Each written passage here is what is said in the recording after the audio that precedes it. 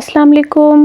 उम्मीद है आप सब खैरियत से होंगे। जीएस एकेडमी के यूट्यूब चैनल पर आप सबको वेलकम करती हूँ।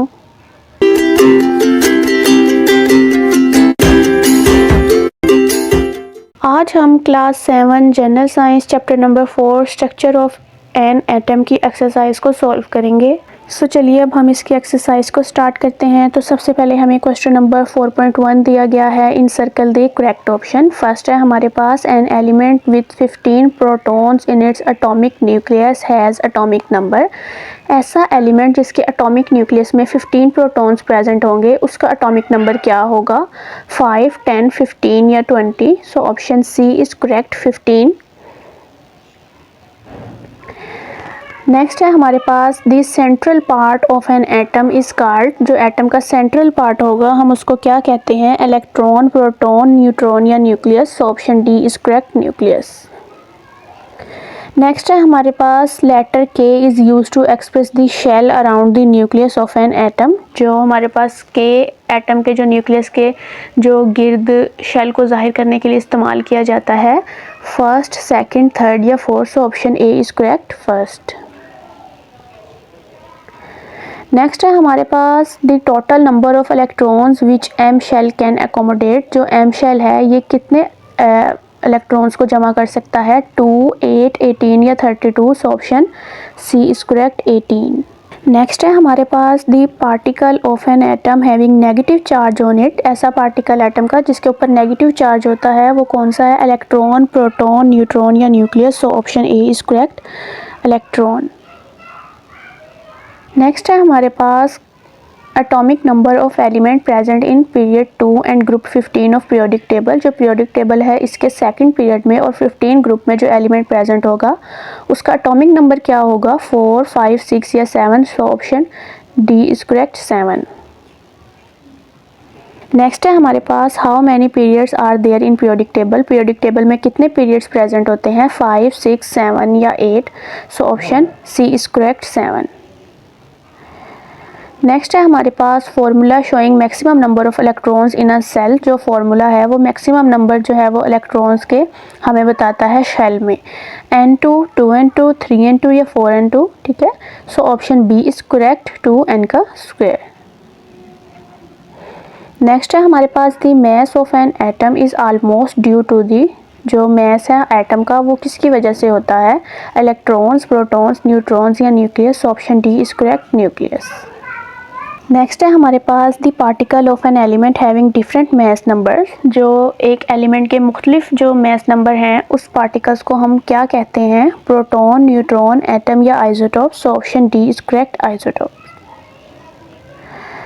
सो नेक्स्ट है हमारे पास question 4.2 write short answers. First है हमारे पास what is an atom. Atom क्या है हम इसका आंसर देखते हैं। An atom is the smallest particle of an element that take part in the chemical reaction. जो एटम है ये स्मॉलेस्ट पार्टिकल होते हैं एलिमेंट के जो कि केमिकल रिएक्शन में हिस्सा लेते हैं।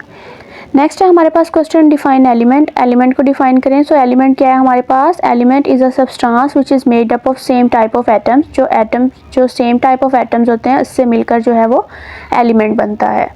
नेक्स्ट है हमारे पास question number 3 write type of charge is present on a neutron. So जो न्यूट्रॉन है इसके ऊपर कौन सा चार्ज प्रेजेंट होगा हम इसका आंसर देखते हैं। Neutron are neutral particles, they have no charge on them. So basically जो न्यूट्रॉन है ये न्यूट्रल पार्टिकल होते हैं, इसके ऊपर कोई चार्ज प्रेजेंट नहीं होता, ना पॉजिटिव ना नेगेटिव। नेक्स्ट है हमारे पास what do you mean by atomic number. Atomic number का क्या मतलब है या हम एटॉमिक नंबर को डिफाइन करते हैं। तो इसका आंसर क्या है? The number of protons present in an atom of an element is called atomic number of that element and it is donated bye Z. So basically जितने भी प्रोटॉन्स के जो नंबर हैं वो प्रोटॉन्स जो हैं वो प्रेजेंट होंगे एलिमेंट में उसको हम लोग एटॉमिक नंबर कहते हैं और इसको हम लोग जेड से जो है वो रिप्रेजेंट करते हैं। नेक्स्ट है हमारे पास question what is mass number. Mass number क्या है? The total number of protons plus neutrons present in an atom of an element is called mass number of that element and it is donated by A. So जो atomic number है इसको हम लोग Z से represent करते हैं, जो mass number है इसको हम A से रिप्रेजेंट करते हैं, और प्रोटॉन और न्यूट्रॉन दोनों को मिला के जितने भी एटम में प्रेजेंट होंगे, एलिमेंट में प्रेजेंट होंगे, हम इसको मास नंबर कहते हैं। नेक्स्ट हमें क्वेश्चन दिया गया है 4.3 कंस्ट्रक्टेड रिस्पॉन्स क्वेश्चंस। फर्स्ट हमें एक स्टेटमेंट दी गई है कि जो ऑक्सीजन है ये हमारे पास नॉन मेटालिक एलिमेंट है। उसके बाद हमारे पास क्वेश्चन है what is the atomic number of oxygen, oxygen का एटॉमिक नंबर क्या है, the atomic number of oxygen is 8, ये इसका आंसर है। नेक्स्ट है हमारे पास question in which group of periodic table oxygen located, जो पीरियोडिक टेबल है हमारे पास जो ऑक्सीजन है ये कहाँ पर प्रेजेंट होता है, ऑक्सीजन इज लोकेटेड ग्रुप 16, जो हमारे पास पीरियोडिक टेबल में ग्रुप है वो 16, उसके अंदर जो है वो ऑक्सीजन प्रेजेंट होगा पीरियोडिक टेबल में। ठीक है, हम लोगों ने ग्रुप का बताना था इसके अंदर। जो नेक्स्ट है हमारे पास क्वेश्चन वो क्या है, in which period of periodic table is oxygen located, जो हमारे पास पीरियोडिक टेबल है इसके पीरियड में जो है ऑक्सीजन वो कहाँ पर प्रेजेंट होगा। सो इसका आंसर है oxygen is located in the second period in the periodic table.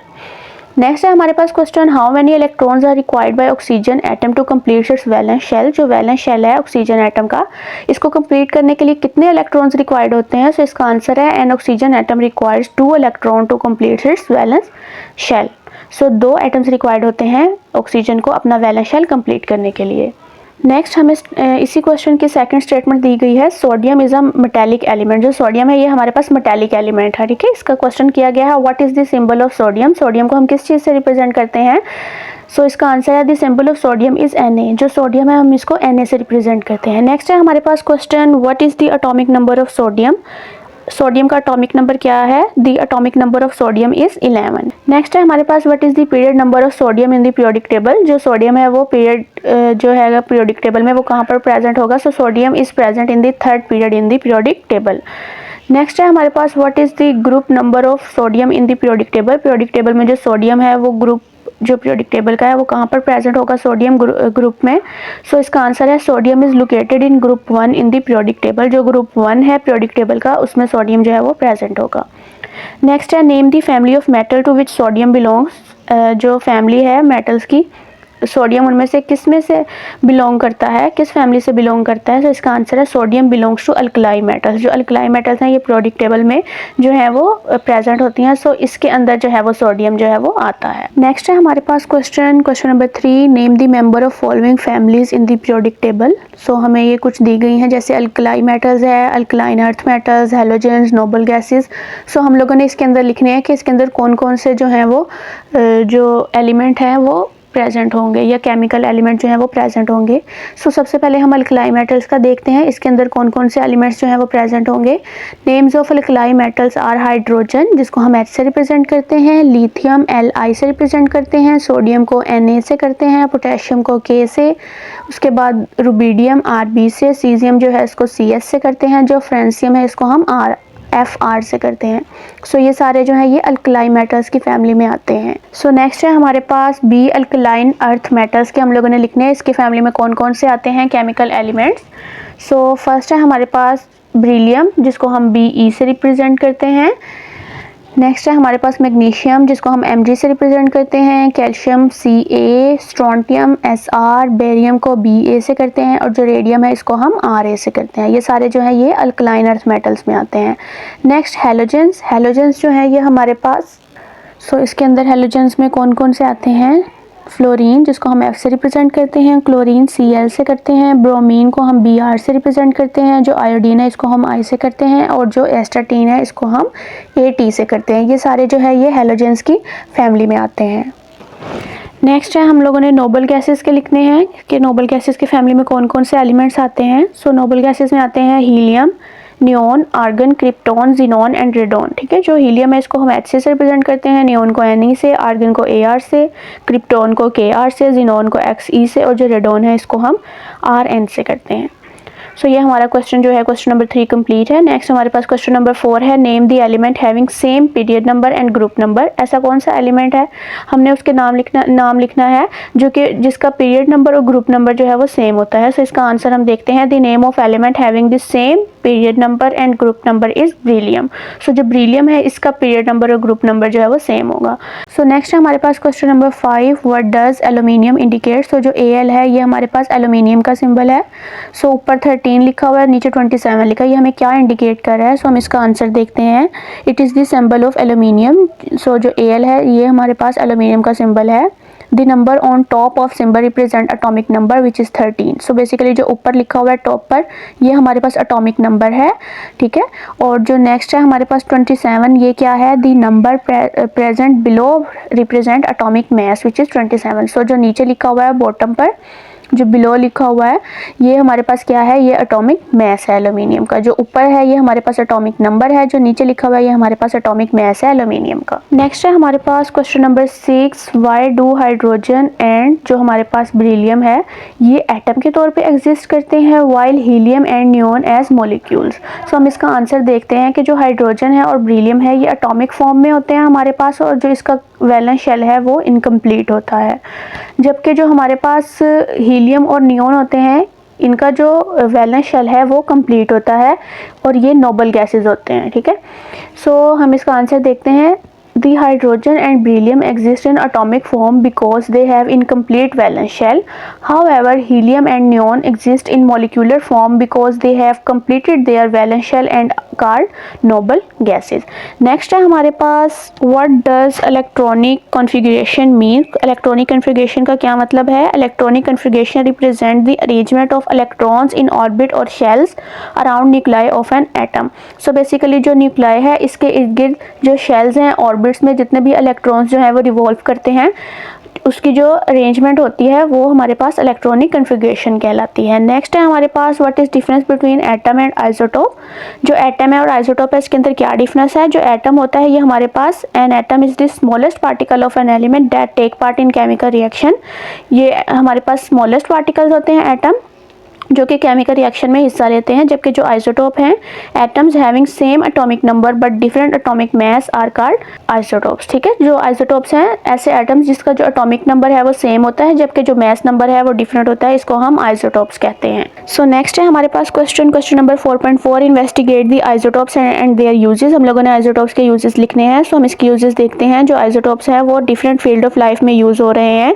First है हमारे पास जो आइसोटोप्स हैं वो field of radiotherapy and in the treatment of cancer के ट्रीटमेंट जो रेडियोथेरेपी होती है उसके अंदर यूज होते हैं isotopes. They are use as traces for diagnosis and medicine in medical field. Medical field में जितनी भी डायग्नोसिस होती है किसी डिजीज की या मेडिसिन में आइसोटोप यूज हो रहे हैं। नेक्स्ट है isotopes are also used in archaeology and geological survey specially in the carbon dating. So हमारे पास जो आर्चियोलॉजी है, हम कहते हैं कि जो ह्यूमन की हिस्ट्री को स्टडी करते हैं इसको हम आर्चियोलॉजी कहते हैं। इसी तरह जियोलॉजिकल सर्वेस में यूज हो रहे हैं। और कार्बन डेटिंग जो है ये भी हमारे पास एक ऐसा प्रोसेस है जिसके अंदर हम ऑर्गेनिक मैटर की डेट या एज जो है उसको डिटरमाइन करते हैं। Next in the field of chemistry isotopes are use for structure determination of different compounds. जो डिफरेंट कंपाउंड है उसका स्ट्रक्चर के लिए जो है वो केमिस्ट्री में आइसोटोप्स यूज होते हैं। रेडियो एक्टिव आइसोटोप्स जो हैं वो इलेक्ट्रिसिटी जनरेट करने के लिए भी यूज होते हैं। Radio active isotopes are use to generate electricity. So students ये थी हमारी आज की वीडियो जिसमें हमने chapter number 4 structure of an atom की एक्सरसाइज को सॉल्व किया। मिलते हैं आपसे नेक्स्ट वीडियो में। अल्लाह हाफिज। Thank you for watching GS Academy.